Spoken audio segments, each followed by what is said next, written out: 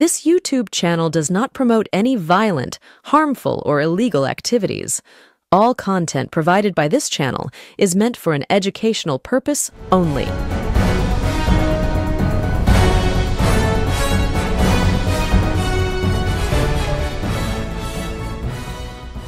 প্রতি মুহূর্তে নিজের বক্তব্যের মাধ্যমে আগুন ঝরাচ্ছেন দিলীপ ঘোষ। যেন কোনো পুষে রাখা রাগ, কোনো ক্ষোভ প্রত্যেকটি মুহূর্তে তার মধ্যে থেকে বেরিয়ে আসছে তার বক্তব্যের মধ্যে দিয়ে। তার নিশানায় তার দলেরই নেতা থেকে শুরু করে বিধায়ক থেকে শুরু করে সাংসদরা রীতিমতো দিলীপের সঙ্গে নব্য বিজেপির যে সমস্ত নেতা, সাংসদ বা বিধায়করা রয়েছেন তাদের বাকযুদ্ধ এই মুহূর্তে পশ্চিমবঙ্গের অন্যতম দেখার মতো বিষয়। দিলীপ ঘোষকে কেউ আক্রমণ করছেন, দিলীপ ঘোষও বিন্দুমাত্র সময় দিচ্ছে না সেই আক্রমণের জবাব ফেরত দেওয়ার। এর মধ্যেই এই আক্রমণ ও পাল্টা আক্রমণের মধ্যে সব থেকে আকর্ষণীয় বাকযুদ্ধ যেটি হচ্ছে সেটি হচ্ছে দিলীপ ঘোষ বনাম বিজেপির সাংসদ, দল বদলু অর্থাৎ কংগ্রেস থেকে তৃণমূল, তৃণমূল থেকে বিজেপিতে যাওয়া সৌমিত্র খান। এই দুজনের মধ্যে যে বাকযুদ্ধ চলছে সেটি এই মুহূর্তে রাজনৈতিক খবরের আঙিনায় সব থেকে বড় হেডলাইন।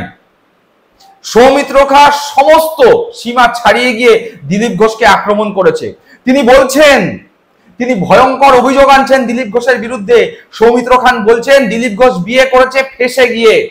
আবার বলছি, সৌমিত্র খান দাবি করছেন দিলীপ ঘোষ ফেঁসে গিয়ে বিয়ে করেছে।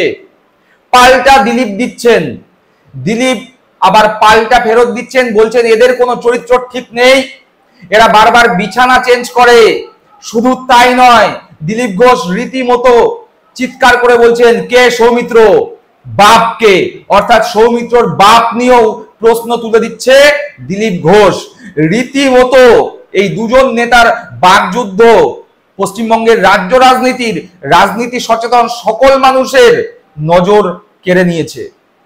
একজন বলছেন ফেঁসে গিয়ে বিয়ে করেছে, অন্যজন বলছেন বাপকে।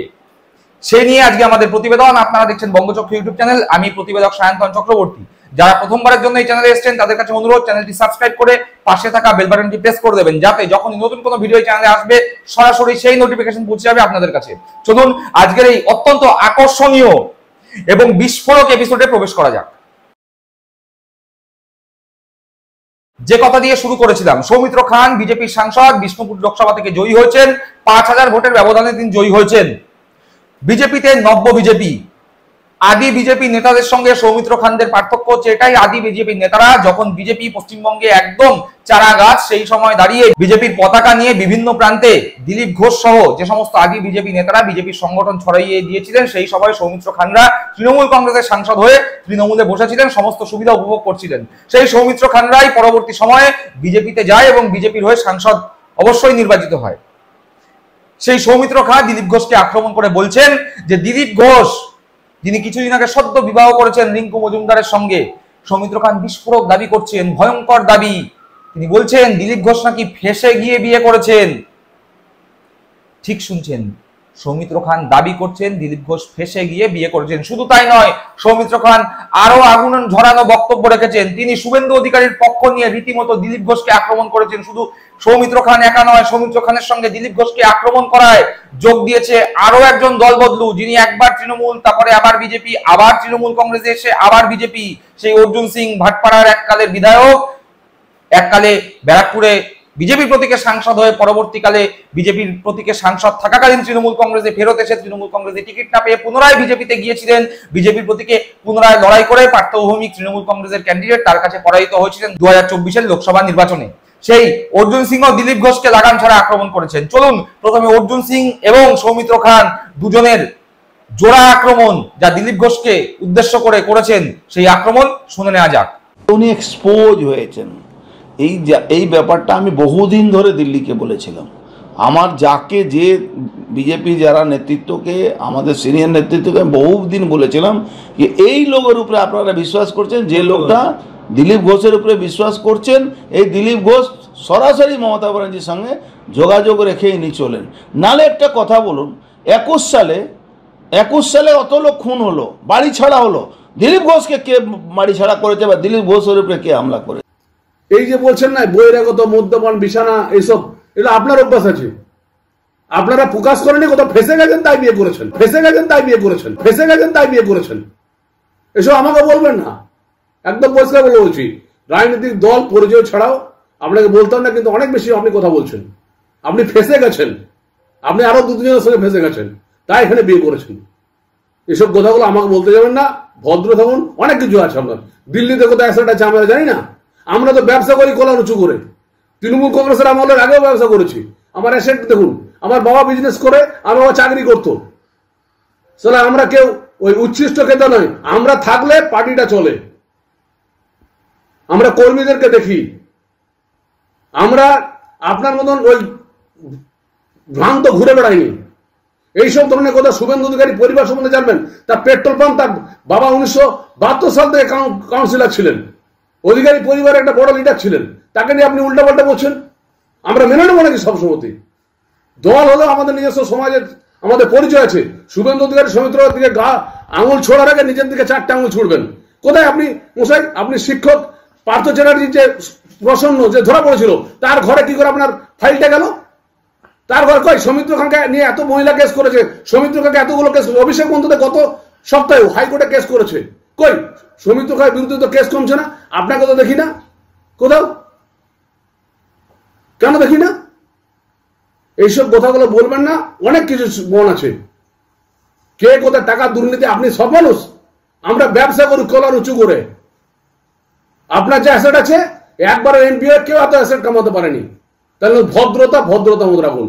একদম বলছি, শুভেন্দু অধিকারী সৌমিত্রকে আমন্ত্রণ কথা বলুন না। কারণ আমি বিজেপিটা আমার নিজের পায়ের দমে করি, নরেন্দ্র মোদীকে দেখে করি, এই কলার উঁচু করে বলছি।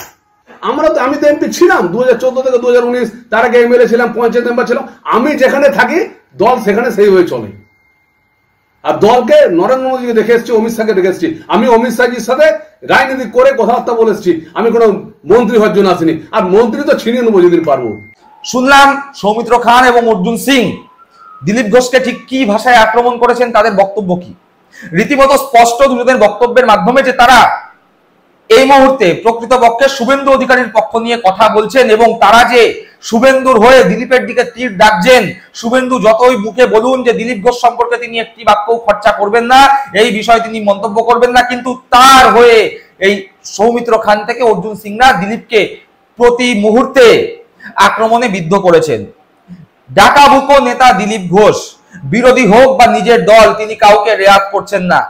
একদম যেভাবে তার দিকে আক্রমণ আসছে, সোজা ব্যাটে সেই বল একদম 6 মেরে উড়িয়ে দিচ্ছেন এবং পাল্টা আক্রমণ করতে বিন্দু মাত্র সময় নিচ্ছেন না। সেই দিলীপ ঘোষই সৌমিত্রর কথা যখন শুনলেন, রীতিমতো বললেন, কে সৌমিত্র, ওর বাপকে।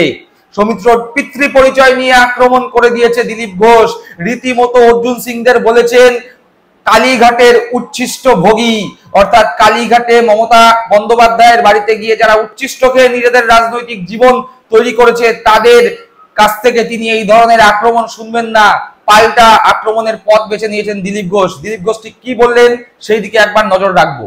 হঠাৎ বিজেপি হয়েছে, হঠাৎ বিজেপি যারা দেখুন লাফাচ্ছেন, 21-এর বিজেপি, তো তারা সকালবেলা বিজেপিতে নাস্তা করেন, দুপুরবেলা টিএমসির বাড়িতে গিয়ে লাঞ্চ করেন, আবার রাত্রেবেলা বিজেপিতে এসে ডিনার করেন।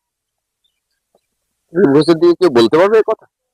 দিলীপ ঘোষ আজকে 4 আনার মেম্বার বিজেপি, এখন তো ফ্রিতে মেম্বার, আর কোনো পোর্টফোলিও নেই। দিলীপ ঘোষ বিজেপিতে আছে, কারো খালি চাকরি চলে যেতে, টিকিট চলে যেতে একবারে হুহুর করে ইন্দ্রের মতো চলে গেছেন বিজেপি, আবার হাওয়া ঘুরতে হুহুর করে চলে আসছেন। কোনো বুদ্ধি নাই তো? তার বহু বলেছে, আমি তার জীবন চরিত্র দেখুন, সে কটা পার্টি করেছে। গোটা রাত আপনার সঙ্গে বিছানায় কাটিয়ে সকালে গঙ্গা স্নান করে বলছে আমি সতী। এরকম অনেক নেতা আমাদের বাড়িতে আছে, তাদেরকে আমরা পুষে রেখেছি। কাল যদি বন্ধ করে দিই না, সব ওইদিকে লাইন লাগাবে। তারা আমাদের বাড়িতে পোষ্য আছেন। বিজেপি পুষেছে অনেক নেতাকে, যারা পেপারে বলছেন, যারা নেতাগিরি করছেন, কাল বন্ধ হয়ে যাবে। সেই জন্য দিলীপ ঘোষকে জ্ঞান দিতে আসবেন না। আপনাদের কাল চরিত্র, রোজ যে পার্টি পাল্টায়, রোজ যে বিছানা পাল্টায়, সেসব লোক অন্তত জয়পুর বিজেপি নিয়ে কথা যেন না বলে, আর দিলীপ ঘোষ যেন বলতে না। ছেড়ে দাও, সৌমিত্র খান কে?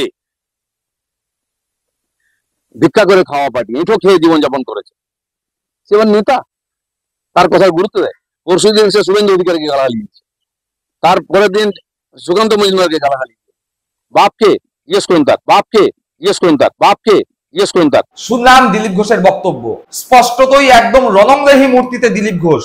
তার কাছে যেভাবে যেরকম নেতারা নিজেদের বক্তব্য পৌঁছে দিচ্ছেন তিনি ঠিক সেইভাবে প্রত্যুত্তর দিয়ে দিচ্ছেন, বিন্দুমাত্র সময় নষ্ট করছেন না।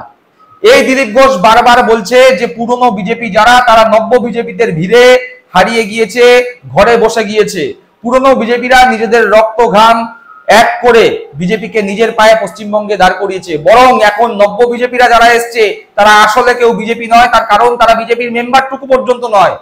তিনি আরো বলছেন যে এখন বর্তমানে যারা বিজেপিতে আছে তারা যদি টিকিট না পায়, পৌরসভা ভোটে টিকিট না পায়, বিধানসভা ভোটে টিকিট না পায়, লোকসভা ভোটে টিকিট না পায়, তারা দল ছাড়তে বিন্দু মাত্র সময় নেবে না। কিন্তু দিলীপ ঘোষ বলছেন যে আমি দিলীপ ঘোষ, আমি 4 পয়সার মেম্বার, আমি সাংসদ নই, কোনো পদে নই, কোনো বিধায়ক নই, তাও বিজেপিতে রয়েছি। অর্থাৎ দিলীপ ঘোষ বারবার বলে দিচ্ছেন যে আমরা বিজেপির পুরনো কর্মী, আমরা কোনো দাবি ছাড়া বিজেপি করি। কিন্তু নব্য বিজেপি যারা করতে এসছে, যারা বিজেপির নতুন লোক, তারা বিজেপি থেকে কামানোর জন্য এসছে, ধান্দা করবার জন্য এসছে, নিজেদের আখের গোছানোর জন্য এসছে। তাই তিনি বলছেন যে বিজেপি যদি এদের সুবিধা দেওয়া বন্ধ করে তাহলে তারা বিন্দুমাত্র কালক্ষেপ না করে অন্যদিকে দৌড়াবে।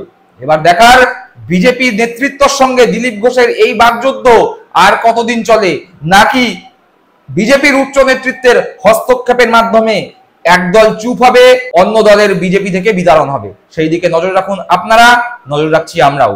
আর আজকের এপিসোড সম্পর্কে আপনাদের মূল্যবান মন্তব্য কমেন্ট বক্সে কমেন্ট করে জানাবেন। সকলে ভালো থাকবেন, সুস্থ থাকবেন। জয় হিন্দ, বন্দে মাতরম।